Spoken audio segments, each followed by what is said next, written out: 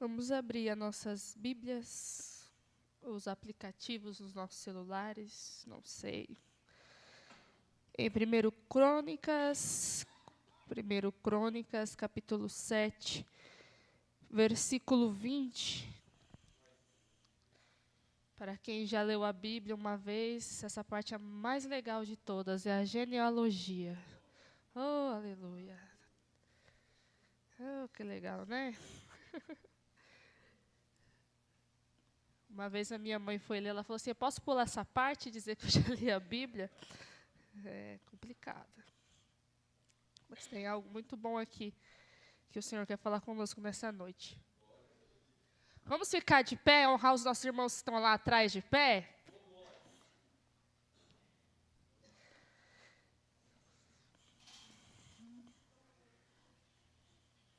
Estou usando a Almeida Revista Corrigida. E acabei de perder a Crônicas. Oh, Jesus. Crônicas, 1 Crônicas, capítulo 7, versículo 20. Amém?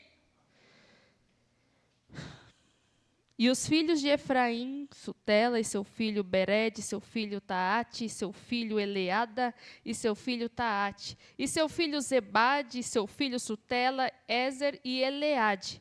E os homens de Gates naturais da terra os mataram, porque desceram para tomar os seus gados.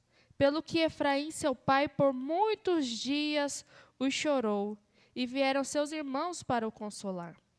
Depois entrou a sua mulher, e ela concebeu e teve um filho, e chamou seu nome de Berias, porque as coisas iam mal na sua casa. E sua filha Será, que edificou, e a sua filha foi Será, que edificou a Bet-Orom, a baixa e a alta, como também Uzem Será. E foi seu filho Refá, e Rezef e Tela, e seu filho, e Taã, seu filho. Amém. Irmãos, orem comigo, eu estou nervosa, não sei, eu estou meio nervosa hoje. Mas pode ficar tranquilo. Sabe, algumas vezes, quando eu vou pregar, o pessoal fala assim, Pétala, quando você for pregar, fala pra gente. Aí, quando eu falo, o pessoal fala, já vou preparar os lombos. Pode ficar tranquilo, hoje não tem cajado na minha mão, tá? Hoje é só bálsamo. Tá bom, irmãos? Mas ora por mim, eu estou meio tremendo aqui. Vamos orar para que o Senhor venha falar poderosamente conosco nessa noite. Amém? Senhor Jesus, nós estamos aqui na Tua casa, na Tua presença, e nós te agradecemos, Senhor, pelos hinos que já foram entoados, pelas palavras que nós já ouvimos. O que eu te peço nesse momento é que o Senhor venha falar, Senhor, ao coração dos Teus filhos. Fala aquilo que nós precisamos ouvir, Senhor Jesus. Fala e nos faças compreender, Senhor, a Tua palavra. Usa-me, Senhor, por bondade e misericórdia. É o que eu te peço, em nome de Jesus. Amém. Pode sentar, irmãos.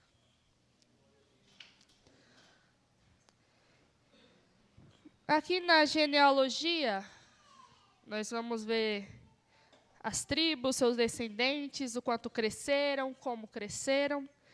E vai falando quem era filho de quem e vai indo. E vai falar aqui sobre a genealogia de Efraim. Efraim, ele casou, ele teve filhos. E a alegria de um homem, de uma mulher, depois que casa, é ter filho, gente. Eu não queria, não, eu acabei com 2, né? Mas quando as crianças, quando você pega aquele ser humano pequenininho, chorão, a sua vida parece que muda completamente. É uma coisa que só quem é pai e mãe sabe explicar, não é verdade, papais e mamães? É uma coisa assim que você fala, não quero, mas quando você tem, você fala, não consigo viver sem. É uma coisa, é uma coisa inexplicável. Só que naquele tempo, nos tempos patriarcais, né, os homens eles ficavam muito mais felizes quando eles tinham filhos homens, porque eles entendiam que ia seguir a sua linhagem, ia ser a sua continuidade, né? Quando tinha filha mulher, às vezes nem a herança era dada, né? Aí entrou as filhas de Zelofeade e aí mudou. Mas até então nem herança era dada para a mulher, que mulher não era muito lá essas coisas, né? Mas, enfim, vamos para a Bíblia. Aí, irmãos, Efraim tem seus filhos. E seus filhos crescem, ele vê alegria na sua casa, vê seus meninos homens agora trabalhando, só que, de repente, os seus filhos fizeram algo errado. 2 filhos dele. A palavra vai falar que é Ézer e Eleade. Eles tomaram um caminho errado. Eles tomaram um caminho mau. Porque o que eles foram fazer? Eles foram roubar o gado dos vizinhos. Foram pegar aquilo que não era deles. E por ir por este caminho errado, eles acabaram pagando com a própria vida. Eles acabaram morrendo. E o primeiro alerta do Senhor para conosco é que nós temos que tomar cuidado com as escolhas que nós fazemos. Porque às vezes nós tomamos caminhos e escolhas, nós sabemos que é mal, nós sabemos que é errado, mas a gente jura que o resultado vai ser positivo. A gente acredita realmente que eu vou fazer errado e vai continuar assim. Cuidado, meu filho! Eu falei que eu ia descer o cajado, mas já veio na minha mão e eu tenho que largar. Se tu continuar no caminho errado, pode ser que o teu fim seja a morte. Porque há caminhos para o homem que parece até bom. Mas o final é o quê? É o quê? Vocês estão vivos? Então diga morte. Eles sabiam que era errado. Eles sabiam que era mal. Mas eles quiseram. Eles desejaram. E é um alerta do Senhor para nós. Isso aqui não estava aqui escrito, mas eu estou falando porque eu sei quem fala comigo. Há um alerta de Deus para pessoas nessa noite. Cuidado por esse caminho que tu está indo. Tu sabe que não presta, tu sabe que é errado, mas tu diz eu vou porque eu quero, porque eu sei que vai dar certo. Cuidado! Senão você pode pagar com a sua própria vida. E eles acabam morrendo. E a morte vem trazer dor, tristeza profunda para toda a família. E a casa de Efraim conhece a dor do luto. E só quem já passou pelo luto sabe o quão difícil é. E, na verdade, palavras e palavras não conseguem explicar com exatidão o que é você perder uma pessoa amada, uma pessoa querida. Agora, imagina o que é um pai ver os seus 2 filhos morrerem.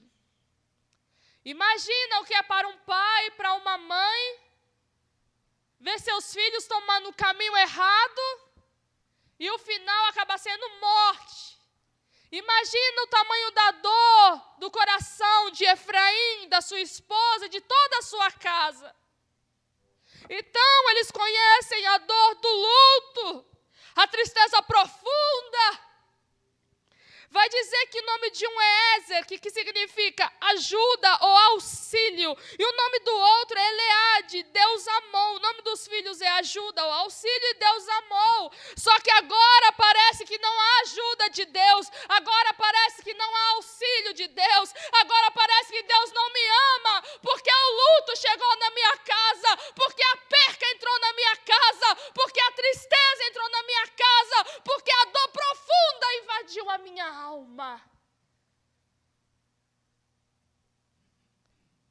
Ao mesmo tempo que eu engrandecia Deus por me ajudar, por me auxiliar, por me amar, agora eu vejo na minha casa a dor, o sofrimento.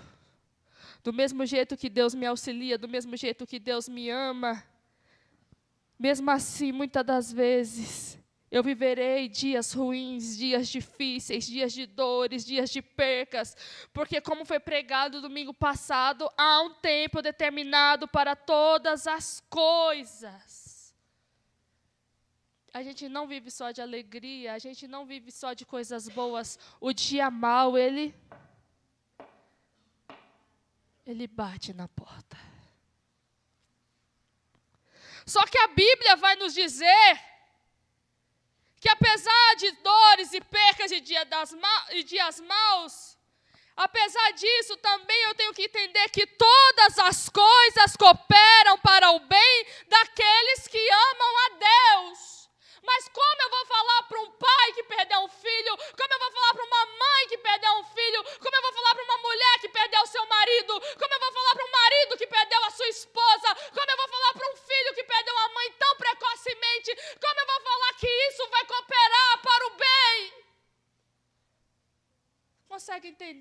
difícil é. Só que a palavra de Deus, ela é perfeita. E o que ela diz é verdade. Porque a mesma palavra que diz que todas as coisas cooperam para o bem daqueles que amam a Deus, ela vai nos dizer, lá em Salmos, antes de ser afligido, eu andava errado, mas agora eu guardo a tua palavra. Lá em Salmos 119, 67, agora o 119, 71 vai dizer, foi-me bom ter sido afligido para que aprendesse os teus estatutos. Não é que Deus tem prazer no nosso sofrimento, é porque o sofrimento às vezes vai nos aproximar de Deus, vai nos fazer conhecer a Deus, vai nos fazer entender o que realmente significa servir ao Todo-Poderoso. O sofrimento também é uma maneira de você conhecer a Deus, de aprender de Deus e Deus se revelar a você.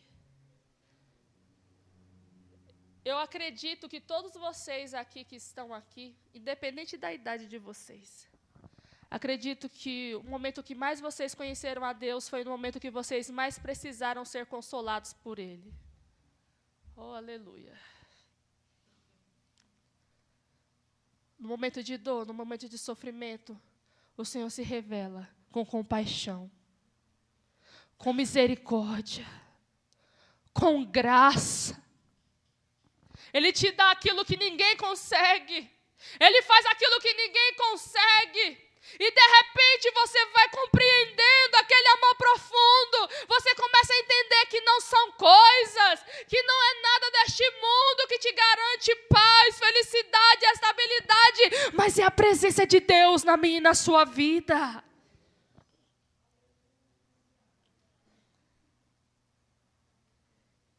E Paulo vai continuar dizendo, bendito seja o Deus e Pai de nosso Senhor Jesus Cristo, o Pai das misericórdias e Deus de toda consolação, que nos consola em toda a nossa tribulação, para que também possamos consolar os que estiverem em alguma tribulação, com a consolação com que nós mesmos somos consolados por Deus. Irmãos, não liga para o barulho, não. Isso é guerra. Vamos fazer. É os tamborzinhos de guerra. A gente está em guerra. Paulo vai dizer, eu vou ler de novo. Bendito seja o Deus e Pai de nosso Senhor Jesus Cristo, Pai das misericórdias e Deus de toda consolação, que nos consola em toda a nossa tribulação, para que também possamos consolar. É Deus falando. Sabe essa dor que você passou? Sabe esse sofrimento que você viveu? Através dele eu vou te dar poder para ajudar alguém. Através de tudo que você passou, eu vou te dar capacidade de ajudar alguém. Porque o que você recebeu de mim, agora você vai passar também. A mesma consolação com a qual eu te consolei, agora você vai usar na vida de alguém. Somente quem foi traído consegue entender quem também está passando pela traição. Somente quem perdeu um filho consegue consolar um pai e uma mãe que perdeu um filho. Somente quem perdeu uma mãe consegue consolar e compreender o coração de quem perdeu também. Somente quem perdeu um amigo íntimo consegue falar com o outro. Às vezes a gente tem que sentir na pele para poder consolar uma alma, para poder consolar uma vida. Às vezes você tem que passar por uma depressão para ajudar alguém que está passando por uma. Às vezes a gente tem que viver aquilo. A gente tem que vestir as vestes da dor para poder ajudar vidas, para ajudar pessoas, para ser instrumento de cura. Enquanto muitos estão aí sendo objetos, aliás, sendo instrumento de ataque, sendo instrumento de Satanás para machucar, para ferir, o Senhor está usando as nossas feridas para curar alguém, para consolar alguém, para ajudar alguém, para amparar alguém, para levantar alguém. Aí quem sabe você fala, eu não preciso ter que passar tudo isso para ajudar alguém. Será? Eu precisei. Mas o luto, ele é difícil de aceitar e compreender. Porque ali há uma separação de vidas, de almas, que se amavam intensamente, esposas, maridos, esposas, pais, filhos e pais. Como continuar vivendo sem um sorriso, sem um abraço, sem a voz que acalma, sem aquela presença que te dá paz? Como imaginar a vida sem essa pessoa amada? É difícil. Você saber que você não vai ter mais o abraço, você não vai escutar mais aquela voz, você não vai sentir mais o cheiro. Há 16 anos atrás eu perdi meu tio. Ele era um pai para mim. A primeira vez que eu fui no shopping, ele me levou. Ele que me ensinou a andar de bicicleta. Ele fez um balanço para mim e para meu irmão na casa dele. A gente se enfiou no meio do mato, pegou umas madeiras, a gente construiu. Ninguém rouba isso da gente. E quando ele morreu, eu pensei, como que eu vou continuar sem o amor dele? E eu pedia para Deus, não me deixe esquecer um só dia do meu tio, da voz dele, do rosto dele.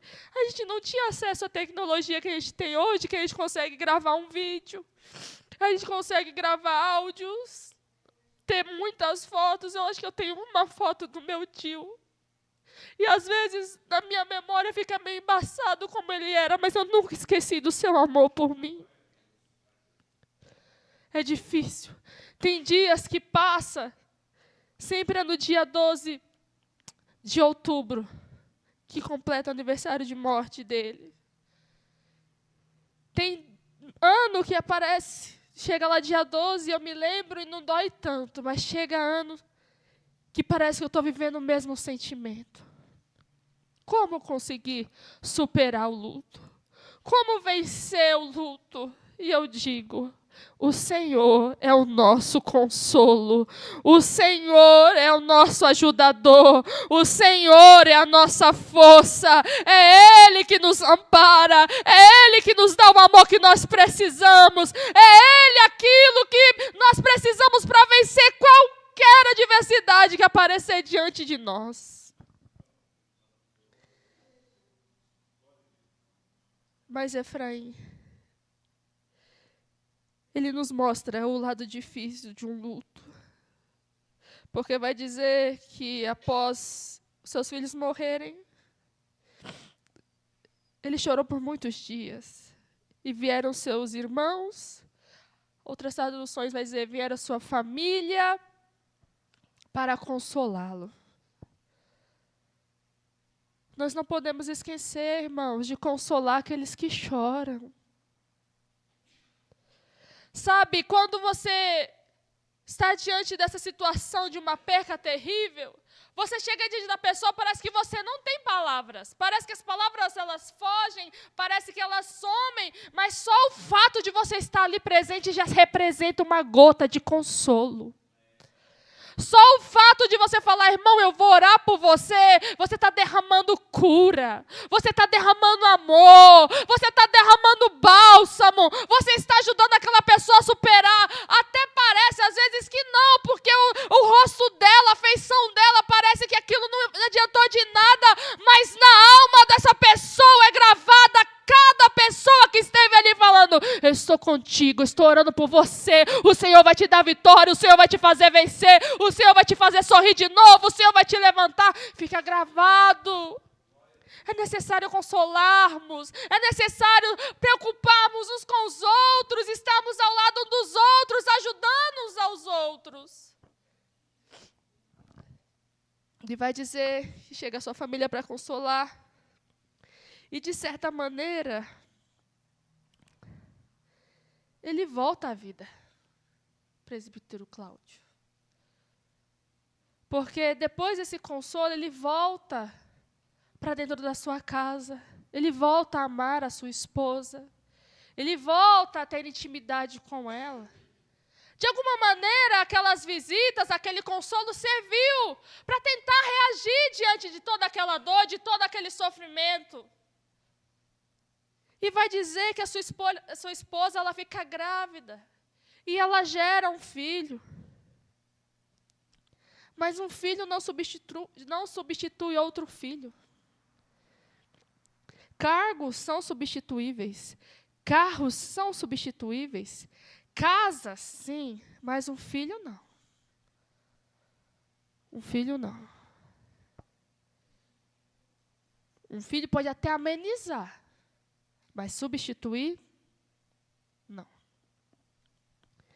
E vai dizer que a sua mulher, ela vai gerar e vai nascer um menino. E olha que interessante. Mesmo diante da dor, é possível gerar milagre. Mesmo diante da dor, é possível gerar vida. Mesmo diante da dor, é possível gerar novidade. E o Senhor está falando para a igreja amada dele, que está aqui nesta noite. Mesmo diante da tua dor, mesmo diante das tuas percas, mesmo diante das suas tristezas, eu posso fazer gerar algo novo dentro da sua casa. É possível gerar. Até na dor, o Senhor faz coisas que a gente não sabe explicar.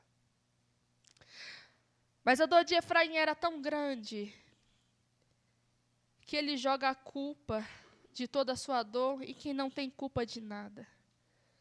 Porque uma criança nasce inocente, pequeno, simples. E ele coloca o nome do filho de Berias, que quer dizer na desgraça. Que peso. Por que ele colocou esse nome no menino? Porque as coisas iam mal na sua casa. Não estava bem, irmãos. Só quem passou pelo luto, pela dor, pela perca terrível sabe. E eu vou falar mais aqui, eu falo mais porque o Senhor veio falando no meu coração quando eu vinha para cá. Tem gente que não sabe o que é sepultar realmente alguém. Mas sabe o que é ver a pessoa amada, você olhar para ela e você não reconhecer mais ela. Tem pessoas aqui que sabem o que é você olhar para alguém e falar assim, meu Deus, não é mais a mesma pessoa, é um sentimento de morte. Tanto que existem amigos que não conseguem ser mais amigos. Existem irmãos que não conseguem ser mais irmãos. Existem famílias que estão separadas por causa de algo terrível que aconteceu. Como viver? Como continuar vivendo dessa maneira? Tem gente que prefere se afastar e se separar. Só que o Senhor veio me trazer aqui nesta noite para dizer para você, ei, o Senhor é o teu consolo, Ele vai te ajudar, você vai reerguer, o Senhor vai fazer nascer algo novo na tua casa, o Senhor vai fazer nascer algo novo no meio da tua família, o Senhor vai fazer nascer algo novo no meio dos teus, porque você pode chorar uma noite toda, mas a alegria, sem dúvida, virá pela manhã.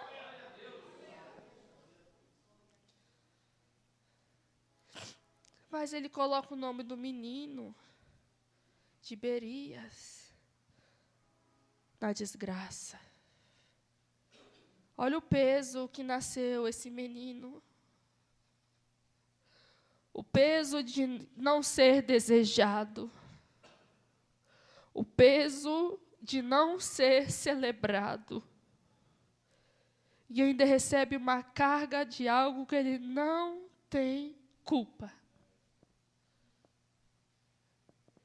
Eu não sei a história da tua casa, eu não sei a história da tua família, Eu não sei se você sabe o que é não ser desejado, não ser celebrado e carregar nos ombros dores que não são suas. Mas de uma coisa eu sei e vou te falar, porque lá em Jó 33:4 vai dizer: o Espírito de Deus me fez e a inspiração do Todo-Poderoso me deu vida. Você pode até não ser plano de homem, você pode até não ser escolha de homem, mas você é a escolha de Deus. Não foi em vão que você nasceu. Você pode até não ser escolha de pai e de mãe, mas você é a escolha do Todo-Poderoso.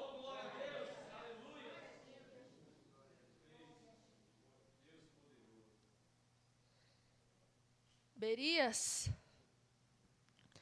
poderia ter crescido como realmente um desgraçado, ter feito tudo errado.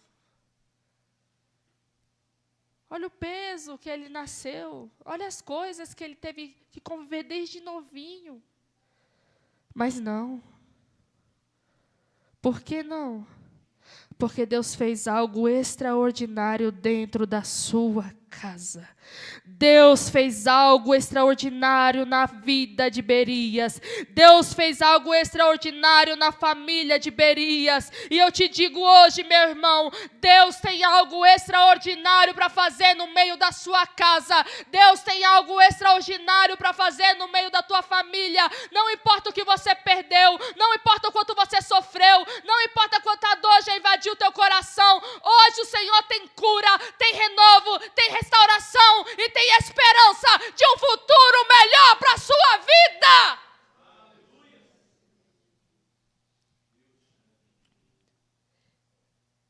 A genealogia, às vezes, ela é meio confusa. Vai falar filho de, pai de não sei quem, pai de não sei quem. Não vai falar avô, vó, bisavô, tataravó, tatatá.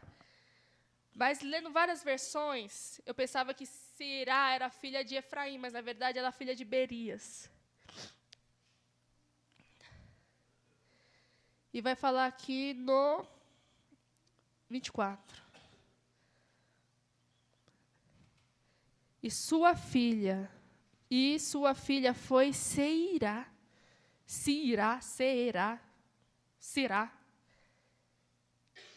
que edificou a Bet-Oron, a baixa e a alta, como também a Uzem Seirá.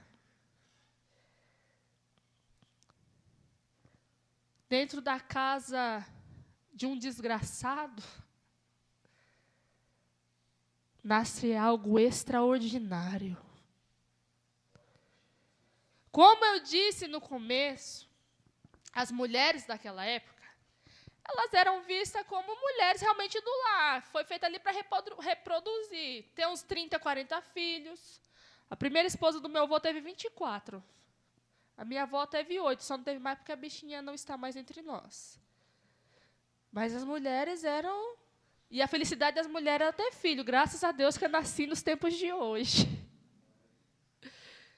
Mas a felicidade era ter filhos e filhos e filhos, meninos e meninos e meninos, meninas, e aquela casa cheia. Só que a mulher era vista como do lar. Passar, cozinhar, lavar, costurar, mandar ali nas suas criadas, dar ordem ali. Era assim que elas eram vistas. Mas essa mulher é a única na Bíblia. É a única na Bíblia. Que ela foi uma construtora. Que ela foi uma fundadora de cidades. Deus pegou alguém de uma família cheia de dor, uma família cheia de sofrimento, uma família cheia de desgraça, para construir algo novo, para mudar a história, para revolucionar uma época.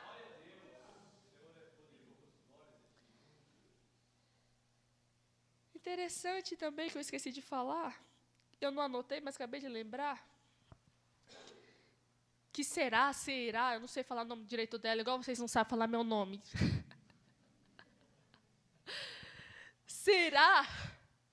significa parente ou parentesco. Fiquei curiosa, mas por quê?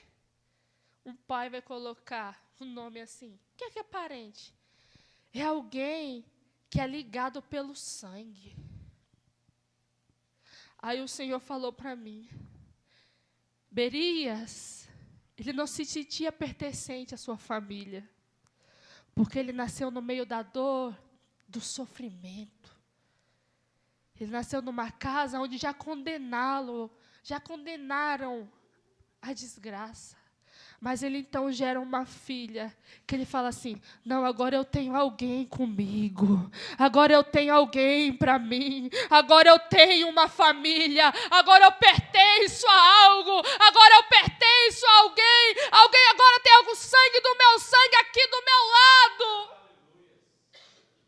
E essa menina, essa mulher que está ligada ao seu pai, ela faz algo extraordinário. Essa mulher que todo mundo pensava nascer uma filha para Berias, que legal, vai gerar netinhos, que legal, vai cuidar bem da casa, mas não, o Senhor falou, ei, Será, vem aqui, que eu vou colocar no seu coração algo novo, tu vai construir cidade, tu vai fundar cidade, tu vai mudar o nome da casa do teu pai. Quando olharem para o teu pai, vai dizer, este homem é cheio de graça, este homem é alegre, olha essa mulher, o que ela fez na vida deste pai, olha só o que ela deu para ela, olha para ele, olha só quem ela é, o que ela recebeu desse pai, para ela fazer algo tão grandioso. Imagina o orgulho do pai de ver a filha fazendo algo extraordinário.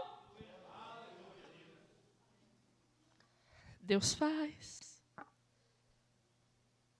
Após a dor, após o luto, tem algo extraordinário para viver. Após a dor, após o luto, há algo extraordinário para viver. Após percas, após tristezas, o Senhor vai fazer nascer algo novo. Oh, glórias! O Senhor que muda história, o Senhor que muda destino. Diz que as cidades... Ninguém bebeu essa água não, né? Glória a Deus.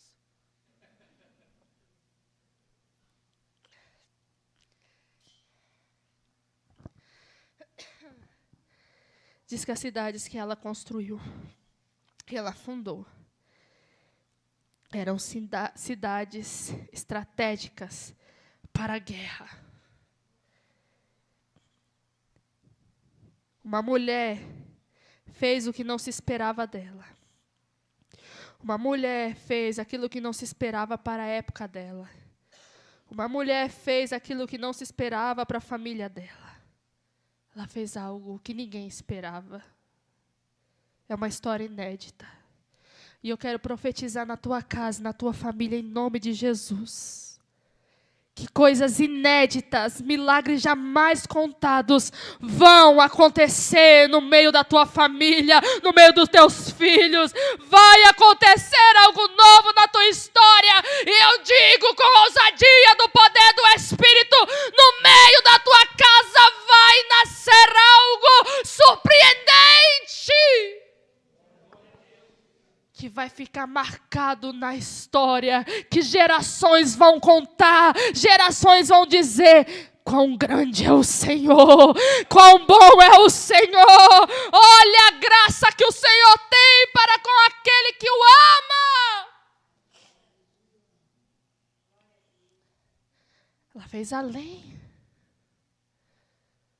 Efraim era para estar marcado essa família, e seus descendentes era para estar marcado sobre essa dor, que era grande. Mas a tua vida, a tua história, não vai ser marcada por esse sofrimento. A tua vida e a tua história não vai ser marcada por essa dor. E vai dizer que Berias, ele tem outro filho. E o seu nome é Refá, e algumas traduções é Rafá. Se for Refá, quer dizer refazer, consertar. Se for rafar, é curar. Dentro da casa de um homem condenado à desgraça pelos seus pais, pela sua família, pela dor, nasceu uma construtora e nasceu a cura.